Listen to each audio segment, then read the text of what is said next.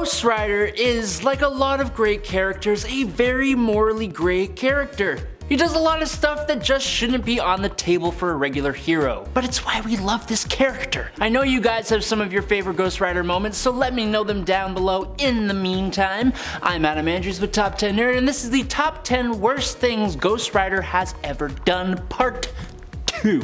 Number 10, Adam. That's me. Wow. Say what you want about Spider-Man, but he is a hero through and through, and sometimes he needs to remind others how to be just that. In Spider-Man number 7 in 1990, Spider-Man and Ghost Rider are working together to defeat Hobgoblin. A kid named Adam gets grabbed by Hobgoblin, causing Spider-Man to look for a less direct approach. He barrels straight into Hobgoblin on his motorcycle, hitting Adam as well. Spider-Man gets to Adam before he crashes right into a wall. As Ghost Rider gets his hands on the unconscious Hobgoblin and is about to do his penance stare on him, Spider-Man interrupts him, saving Hobgoblin and giving Ghost Rider an earful about what it means to be a hero, sending him walking away in shame. Number 9, Dr. Druid vs. Ghost Rider. I think we can all mostly understand the frustration of heartbreak in some form or fashion, but I don't believe most of us turn into a spirit of vengeance when we find out our significant other has an affair. Okay, maybe some people do, but we mostly all practice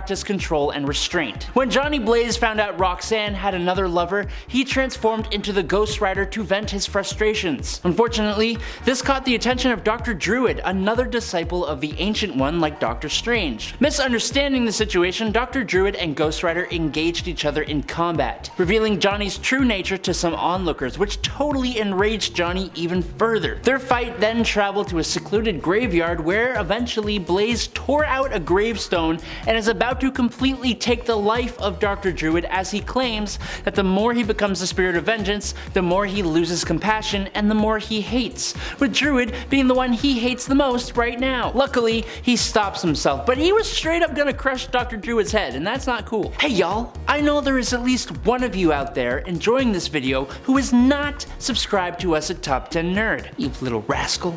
Slap that subscribe button so I can keep doing this list. Anyways, in at number 8, a whole prison attacked. There are a lot of morally gray heroes who have absolutely no issue with ending the lives of those who commit crime. But ending one's life is still ending one's life, and it's why for some heroes it's a hard line you just do not cross. In Ghost Rider's case, instead of de-lifing some people, they suffer a much worse fate, having their very souls burned with hellfire, leaving them an empty husk. Now, there is a prison called, non-ironically, Fresh Kills Federal Penitentiary on Staten Island, where the most of the most callous criminals are kept. After being forced into the Ghost Rider by the villain Blackheart, Johnny Blaze races towards Fresh Kills Penitentiary, where he bursts inside and fries the inmates with hellfire to burn away their evil. Although Blackheart says it's not enough. Humans always return to their evil ways no matter what penance they do. So Ghost Rider is convinced by his words and proceeds to de-life the inmates instead. I don't know, what do you nerds think about this one? I still think it's bad. Number 7, Eliot Franklin. Okay,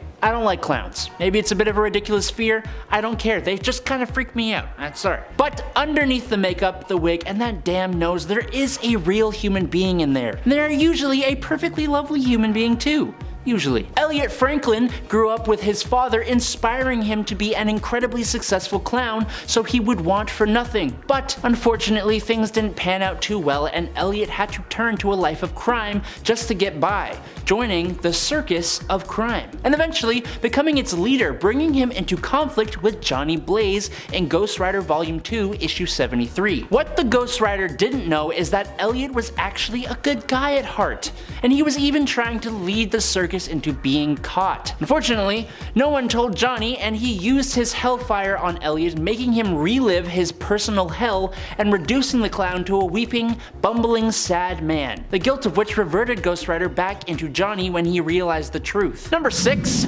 use the penance stare on Doctor Strange. The penance stare takes all the pain and hurt an individual has inflicted on others with their sinful ways and inflicts it all back on that individual, usually leaving them a husk husk of their former selves. It's kinda terrifying. So it was kinda shocking that during an altercation between Johnny Blaze and Dr. Stephen Strange, the Ghost Rider used the ability on him. It is worth noting a few things here. One, Ghost Rider believed Strange to be Lucifer, which he wasn't, kinda making this whole thing worse to do, honestly.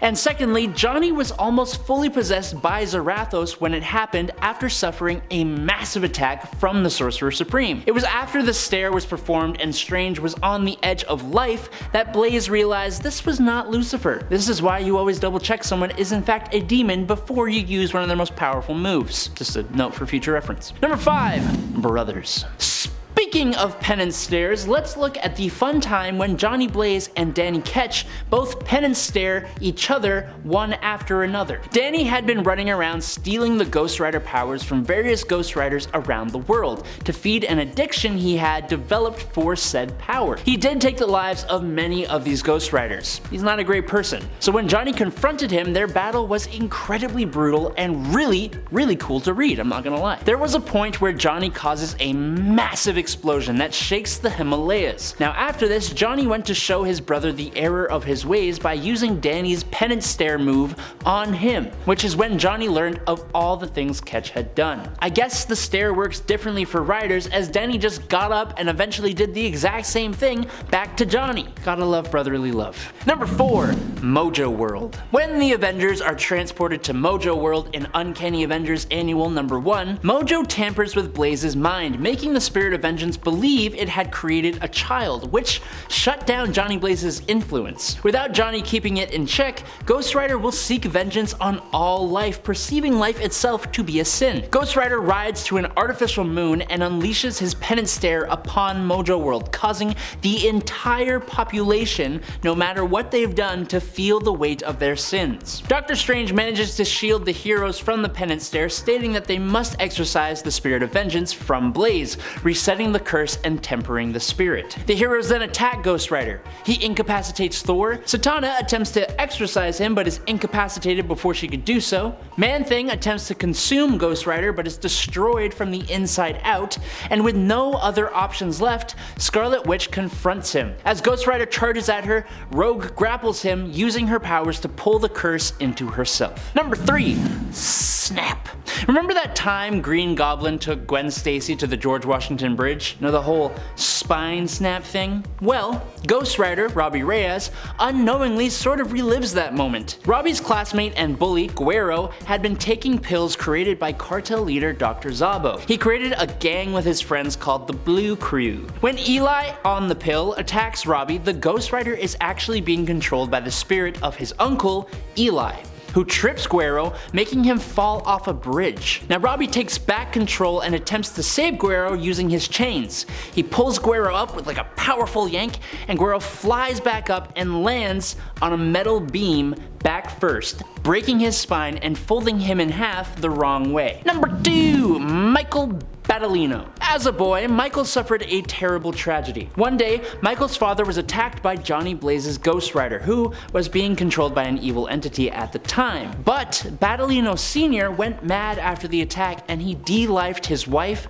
daughter, and himself, leaving little Michael all alone. Following that tragedy, Michael grew up obsessed with getting revenge on the Ghost Rider for what he did to his family. As an adult, Badilino struck a deal with Mephisto to become a Ghost Rider-like creature known as Vengeance, who had to be defeated. But I don't know, it feels a little hollow, as he was definitely wronged by the Ghost Rider, and I kinda take his side here. I don't know. What do you think? And in at number 1 is Zarathos. As commenter Rodney Lindsay made note of pointing out in part 1, the greatest sin Johnny Blaze, the Ghost Rider, ever made was becoming the Ghost Rider at all, by making a deal with Mephisto. Johnny became bound to Zarathos, the Spirit of Vengeance, after making a deal with the demon Mephisto to spare the life of his surrogate father, Crash Simpson. While this was an act to try and help another, it ultimately was a ruse, as Crash passed on anyways, and now, with the power to control Hellfire and to inflict pain on those he deemed evil, Johnny would go off trying his best to be a hero, but treading a much more darker path, taking lives of sinners and leaving some as empty husks of their former selves, allowing him to make the bad decisions he has made in both both parts of this list so far. And that's all we got for today. I'm Adam Andrews, this is Top 10 Nerd, and until next time, peace out, nerd.